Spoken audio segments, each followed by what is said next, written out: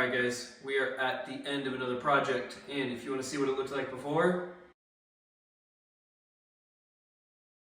and here is our after, obviously. So we've got new cabinets that went in. We extended the footprint of the entire kitchen. We went from a peninsula to an island. It's a lot bigger this time.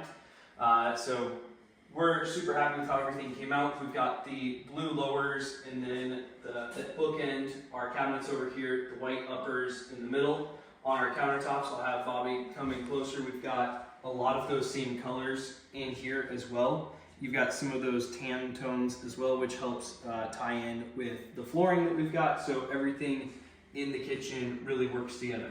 We were able to get the hood to move. We essentially turned it 90 degrees. We've got this fly at the bottom here now. Anyways, we were able to get this fan to move over right here. Now, fun story about all the electrical for those that missed it. We had no attic access, and at a certain point we had to go all the way across the house. Insert picture here. And to do that, when we were doing the work here, we cut a larger section where our hood was to be able to crawl up, crawl over, and get back here.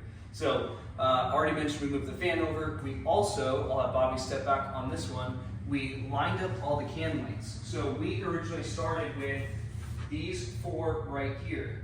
Then we wanted to add several others, which we tied in, made sure everything lined up real straight. We even moved this one in the entry to make sure everything lined up. And then we even lined it up with the cans over here. The 2 trims on these guys are out because the homeowner is getting ready to paint the rest of this. But we were able to get all of our can lights to line up this way and then into the kitchen as well, making it seem like one space that was planned out from the beginning that way, which we did.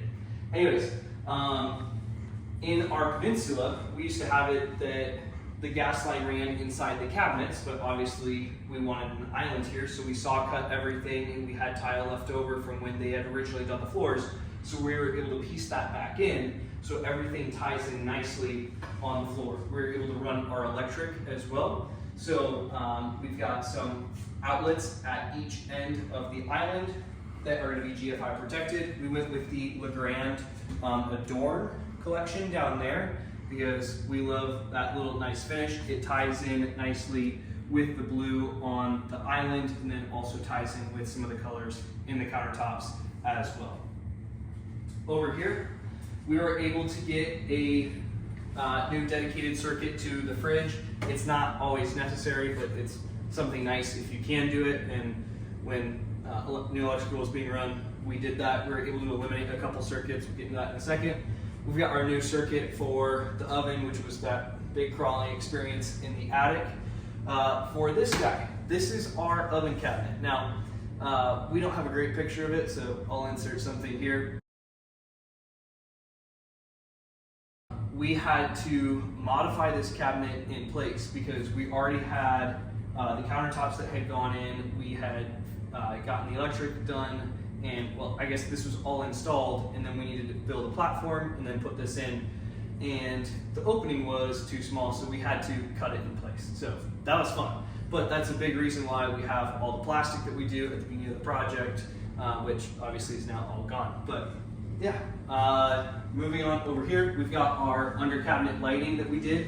When we did the electric that we moved from the peninsula, and we had to reroute all of that, the connection is over here in the wall. So we put our driver underneath this cabinet right here, ran all of our lines to each of the locations. So now we've got the under cabinet lighting right there. And originally we had a larger window over here that extended into where that blue cabinet is currently. But what we wanted to do was match the 2 windows right here. So we had to shrink this window to match that one right there. So we ended up framing it in, fixing the stucco on the outside to accommodate that, and now everything is matching right there. We've got a lot more countertop space, and then it's nice just that everything matches in this area. We did keep the light over the sink as well. We decided to go with a 4-inch light right there because we wanted to keep all our symmetry with the 6-inch cans because we talked about the 2 rows that tied into the 2 living room spaces, and this one wasn't going to line up perfectly with everything, but it's its own space. So that's why we went with a 4-inch can. It gives that extra lighting to the sink, especially if you don't want to pop on all the lights at night and you just need something real quick to grab a glass of water, stuff like that. So we have the RO that's been hooked up underneath the sink. We also ran a line all the way around here to the fridge so that they've got that water going to their water dispenser right there.